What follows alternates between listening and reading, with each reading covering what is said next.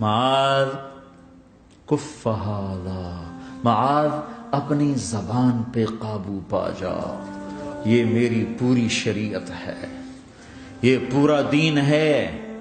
یہ کس کو سمجھایا ہے؟ معاذ کو۔ کیسے سمجھایا؟ جیسے چھوٹے بچے کو سمجھاتے ہیں، ایکشن کر کے۔ صرف اتنا بھی تو کافی تھا، بھائی زبان کی احتیاط کیا کرو، ایسے سمجھایا جیسے چھوٹا بچہ۔ کیوں کہ مشکل ترین کام ہے۔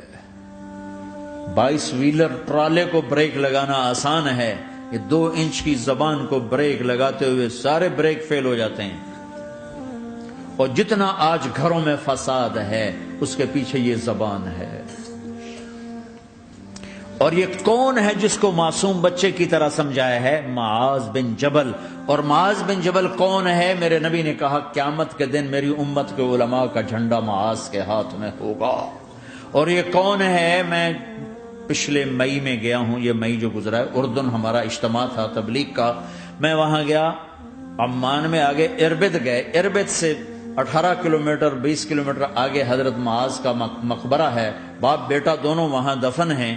حضرت عمر کے زمانے میں انتقال ہوا، جب میں اندر گیا تو اوپر لکھا ہوا تھا تاریخ وفات 18 ہجری، اور اب ہے 1435 ہجری۔ 1417 سال اس آدمی کو دنیا سے گئے ہوئے ہو چکے ہیں۔ جب میں مقبرے میں داخل ہوا، کمرے میں جس میں قبر تھی، سارے کمرے میں خوشبو ہی خوشبو۔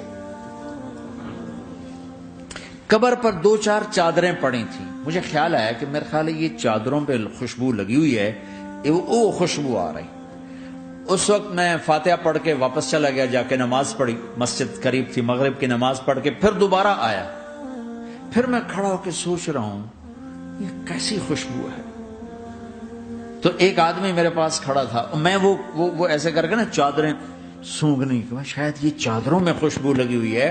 ایک آدمی میرے پاس کہنے لگا جناب یہ خوشبو چادروں میں نہیں ہے، یہ اس قبر والے کی خوشبو، یہ 24 گھنٹے آتی رہتی ہے، 24 گھنٹے۔ پھر میں نے فزیکلی ایک ایک چادر کو سونگا، کسی ایک چادر میں کوئی خوشبو نہیں تھی۔ یہ وہ معاذ ہے جو 1417 سال ہو چکے ہیں مرے ہوئے، اور قبر مہک رہی ہے۔ میں سنی سنائی نہیں بتا رہا، آنکھوں دیکھا بتا رہا ہوں، خود گیا ہوں، خود یہ مئی جو گزرا ہے۔ ان کو ایسے بتا جو چھوٹے بچے کو، معاذ زبان پہ قابو رکھنا۔ اگر زبان پہ قابو آ گیا تو میاں بیوی کی لڑائی ختم۔ اگر یہ تو ہو نہیں سکتا کہ اونچ نیچ نہ ہو، کبھی خامن تیز ہوگا تو بیوی زبان پہ قابو پا لے، کبھی بیوی تیز ہوگی خامن زبان پہ قابو پا لے۔ اگر دونوں ہی سیکھ گئے تو ان کا گھر جنت بن جائے گا۔ کبھی ساس اکھڑے گی تو بہو چپ کر جائے، کبھی بہو اکھڑے گی تو ساس چپ کر جائے، کبھی باپ اکھڑے گا تو بیٹا چپ کر جائے، کبھی بیٹا اکھڑے گا تو باپ چپ کر جائے، دعویٰ نہ کرے کہ میں باپ ہوں میرے آگے بولتا ہے۔ انسان ہے، خطا ہوتی ہے۔ اگر آپ بھائی یہ پیچھے نیچے مستورات بھی ہیں، اپنی زبان پہ قابو پانا سیکھ لیں۔ کسی کو دکھ دینے والا بول نہ بولے۔ المسلم من سلم المسلمون من لسانہ ویدہ، آپ نے فرمایا مسلمان ہے ہی وہ، مسلمان ہے ہی وہ جو ہاتھ اور زبان سے کسی کو دکھ نہ پہنچائے۔ آپ نے کہا واللہ لا یؤمن، واللہ لا یؤمن، واللہ لا یؤمن، اللہ کی قسم ایمان والا نہیں، اللہ کی قسم ایمان والا نہیں، اللہ کی قسم ایمان والا نہیں۔ کون؟ شراب پینے والا نہیں، نماز چھوڑنے والا نہیں، زنا کرنے والا نہیں، جوا کھیلنے والا نہیں۔ کون؟ الذی لا یأمن جارہ بوائقہ، جو اپنے نیبر کو تنگ کرتا ہے وہ ایمان والا نہیں، جو اپنے پڑوسی کو تنگ کرتا ہے وہ ایمان والا نہیں، جو اپنے ساتھ رہنے والے کو تنگ کرتا ہے وہ ایمان والا نہیں ہے۔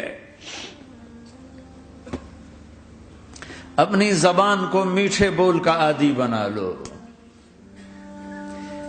سہنا سیکھو۔